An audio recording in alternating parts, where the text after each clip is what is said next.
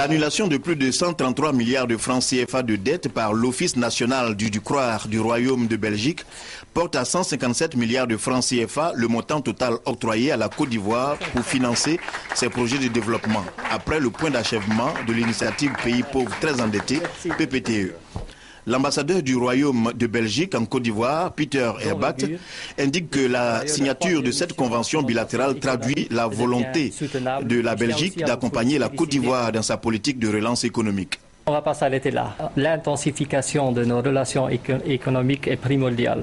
Je crois que le développement de votre pays passe essentiellement à travers ce renforcement des liens au plan commercial et économique. Le ministre de l'économie et des finances, Charles Kofi Dibi, engage l'État ivoirien à optimiser les marges budgétaires issues de cette annulation pour soulager les souffrances des populations. Lorsqu'on regarde le service de la dette, on sent effectivement les effets de l'allègement de cette dette.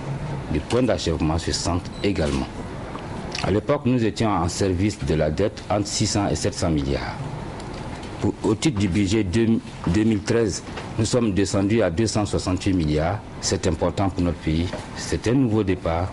Nous devons veiller à la soutenabilité de cette dette et à faire en sorte de construire une croissance qui soit une croissance inclusive, une croissance durable.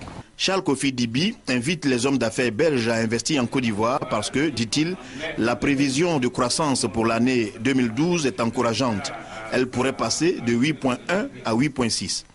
La signature de la convention bilatérale entre l'État de Côte d'Ivoire et le Royaume de Belgique s'inscrit dans le cadre de la mise en œuvre de l'accord multilatéral conclu au sein du Club de Paris le 29 juin dernier.